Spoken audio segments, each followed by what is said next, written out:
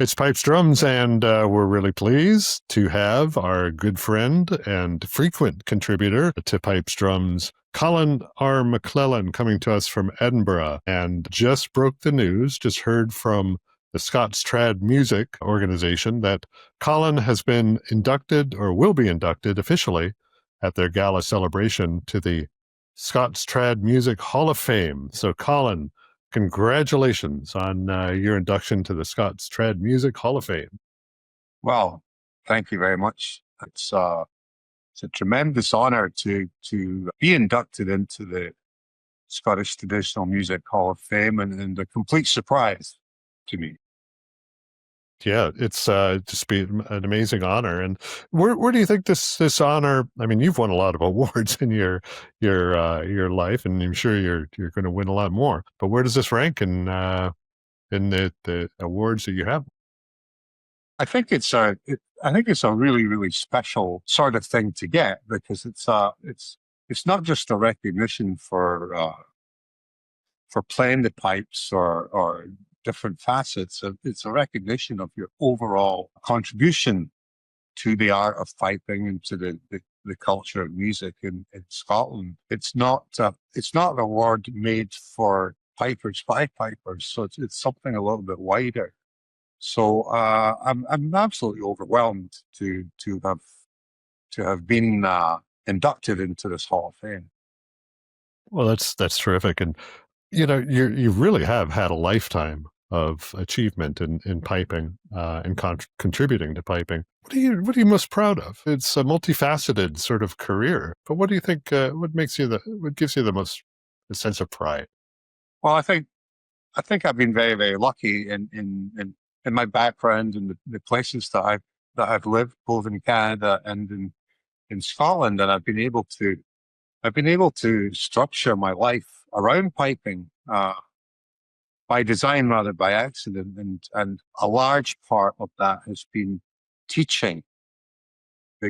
Without a shadow of doubt, if my contribution is to be measured, I'd like to say that the thing that gives me the greatest satisfaction is teaching people to actually play the pipes. And I've been very lucky in my lifetime to be able to teach probably hundreds of people to actually play the pipes. And I just take great pleasure from going to all the different piping events and seeing how these people have progressed, and some of them come on to extremely special careers themselves. It gives me a tremendous kick when I see students of mine who have actually taught to play succeed themselves. Yeah, and the most recent, Cameron Drummond is one of the elite players in the world. He started, I think, before you took him on, but the lion's share of his instruction, I think, comes from you. And really recently, Brodie Watson-Massey has picked off the gold medal as well. So at a very young age. It's just Great. fantastic that these fellas are doing the things they're doing. I mean, they come to the house here, and Cameron's been coming since he was 12 or 13 years of age, and Brodie's been coming, I don't know, probably about 10 years now, and several others of that standard. It's fantastic for me because I get to help them and pass on what I know to them. But I have them here in the house, and they've become, it's not an exaggeration to say they've become like family to me. And they also provide me with some terrific piping recitals on a regular basis. I can imagine that. And not only that, you recently, last year, maybe it's the year before, came back to competing in solo competitions after a number of years away, and now you're actually competing against your pupils. That must be great fun. That's a great thing. That was quite unexpected too, and I started to play very, very regularly in the house every day for a couple of years, and I'd been 17 years judging, and I realized that if nobody heard me again, I'd probably just threw the pipes in the box and never play again. My wife Jenny, told me, well, why don't you enter a couple of events?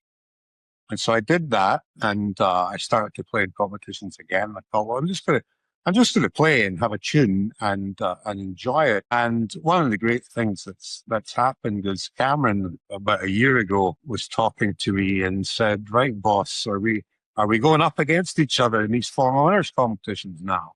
And I said, "Well, do you want me to?" And he says, "Absolutely." So it's great.